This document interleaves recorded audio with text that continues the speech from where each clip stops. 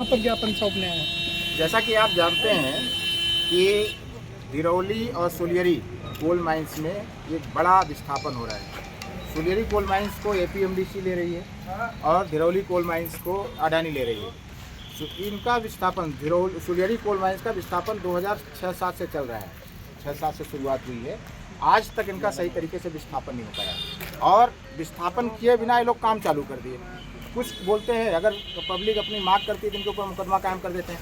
मुकदमा कायम करके और ज़बरदस्ती ज़मीन छीन के लोग काम कर रहे हैं। और जब भी ये लोग अपने हक की मांग करते हैं तो वही थोड़ा सा कुछ लाली पाइप टाइप का दे देते हैं। हम कहते हैं कि 12-15 साल में एक लोग विस्थापन कैसी सरकार है और कैसा ये प्रशासन है कि 15 साल में आप एक परियोजना का विस्थापन नहीं कर सके। कैसे इंडस्ट्री लगाएंगे सिंगरौली में? कहते हैं हज़ारों करोड़ रुपए की इंडस्ट्री अपकमिंग।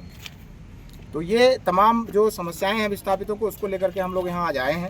और अभी लगभग कितने बिंदुएं रही? 34 बिंदुओं के तहत हम लोगों ने ज्ञापन दिया है। और अगर कलेक्टर ने सही इसका समाधान नहीं निकाला, विस्थापितों का एक मांग उनकी अगर नहीं मानी गई और जो उनका उचित हक है उसको नहीं दिया गया तो 17 तारीख को इसी 17 जून को हम लोग जो है पूरा उनका माइंस बंद कर देंगे। पहले ट्रांसपोर्टिंग बंद करेंगे और इसके बाद माइंस बंद कर देंगे। और ये धरना अनवरत चलेगा। और इस बार जो है ईंट से ईंट बजा देंगे कंपनियों का। ये नहीं चलेगा कि ये गार्ड भेज के, फोर्स भेज करके और पब्लिक को डरा करके और फिर जो है तो ज़बरदस्ती काम करना शुरू कर देते हैं। इस बार डराना उड़ाने का काम नहीं चलेगा। इस बार सारे दोनों परियोजनाओं के एक गांव के एक लोग वहां उपस्थित रहेंगे। कम से कम 10,000 भीड़ परमानेंट रहेगी। कंपनी ने लगभग 1000 करोड़ रुपए विस्थापन होने से पहले ही प्रशासन को दे दिया था इन लोगों के सुविधाओं के लिए। लेकिन तरह तरह के अलग अलग पार्टी के नेता हैं जो भू माफिया का काम कर रहे हैं, माफियाओं का काम कर रहे हैं। इनका हक वही लोग छीन रहे हैं। तो प्रशासन कितना काम करेगा जब यही लोग अड़ंगा लगाए हैं? सरकार में बैठे हुए लोगों का सिर्फ यही काम है। आप वहाँ पे जो देखेंगे मुआवजा के नाम पे, किसी के नाम पे ये विस्थापितों का हक वो लोग हड़प रहे हैं। ये बात सच्चाई है। और यहाँ तक कि जितने भी सत्ताधारी नेता हैं वहाँ जा कर के ठेकेदारी कर रहे हैं। मैं तो आपको कंपनी का नाम बता रहा हूँ। एक मैत्रेयी कंपनी है जो कि देवसर विधायक के लड़के की है।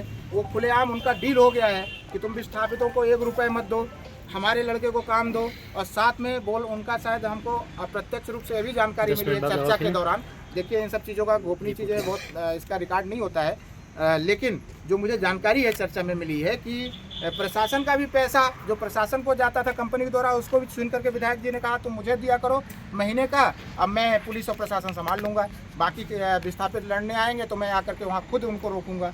यानी कि विस्थापितों के हक को जो दिलाने का काम जिनका है वो विस्थापितों को हक का छीनने का काम कर रहे हैं, सिर्फ अपने निजी स्वार्थ में, अपने पुत्र मोह में। और अपने दो कंपनी उनके लोगों पे भी लगी हुई। केवल एक कंपनी विधायक नहीं है भास्कर जी, कांग्रेस पार्टी के कमलेश्वर पटेल का भी नाम सामने आया है और इसके अलावा रानी अग्रवाल के परिवार का नाम सामने आया है।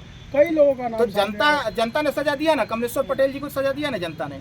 लेकिन वहीं पे बीजेपी के सारे नेता वहाँ पे सबसे बड़ी अगर कह लीजिए मुआवजे का अगर सबसे ज़्यादा अगर इस पूरे सिंगरौली जिले में सबसे ज़्यादा रकम और सबसे ज़्यादा जगह अगर मुआवजे का बेनिफिट किसी ने लिया वो पूर्व सांसद रीति पाठक ने लिया है। लेकिन उनका नाम तक नहीं आया। क्यों नहीं आया? हम कमलेश्वर पटेल का बिल्कुल बचाव नहीं कर रहे हैं। जो वो लोग कर रहे हैं उसका खामियाजा जनता देती है और जनता ने दिया। उनको विधानसभा में भी हराया, लोकसभा में हराया, जनता ने उनको सजा दिया। लेकिन यही समझ में ये नहीं आ रहा कि जब भाजपा के लिए क्या हो जाता है। भाजपा की सरकार में सत्ता में बैठे हुए लोग लूट रहे हैं, उसको लिए ना तो कोई मीडिया वाला बोलता है, ना प्रशासन के लोग बोलते हैं, ना कोई आवाज़ उठाता है। कंपनी भी उनकी चाकरी कर रही है। सिर्फ विस्थापितों का हक रोक रहे हैं लोग, सिर्फ विस्थापितों। क्या राजनीति होगी? ये राजनीति यही है। कोई राजनीति हम नहीं कर रहे हैं। राजनीति क्या हो गया? हमारी रणनीति ये है कि अपनी मांग जो लेकर के ये लोग सब लोग आए हैं, हम लोग आए हैं, तो इनकी एक बिंदुवार मांग इस बार मानी जाए। फुर्सत इतना नहीं है सबको कि परमानेंट हम लोग सिर्फ यही धरना देते रहें। आज 15 साल से केवल धरना दे रहे हैं। इस बार आर और पार की लड़ाई होगी। अगर पूरे बिंदुओं की मांग पूरी बिंदुओं के तहत मांग जो है पूरी की जाएगी तो ठीक है। अन्यथा ये अनवरत उनका काम बंद रखा जाएगा और जब तक पूरी मांगे नहीं हो जाती, सही तरीके से लोगों का विस्थापन नहीं हो जाता, एक एक पैसे का हक हिसाब विस्थापितों को नहीं मिल जाता, तब तक हम लोग काम नहीं करने देंगे, चाहे वो अडानी हो, चाहे एपीएमडीसी का हो, चाहे कोई और हो। और एक चीज़ और बता दूं तुमको, सुन लो अडानी और सुन लो एपीएमडीसी या सुन लो कलेक्टर, सिंगरौली हमारी है और हम सिंगरौली के हैं। सिंगरौली किसी के बाप की नहीं है, सिंगरौली हमारे बाप की, हमारे दादा पुरखाओं की है। और इसका मतलब ये नहीं कि तुम जब जैसे चाहोगे वैसे लूट लोगे, हम लूटने नहीं देंगे।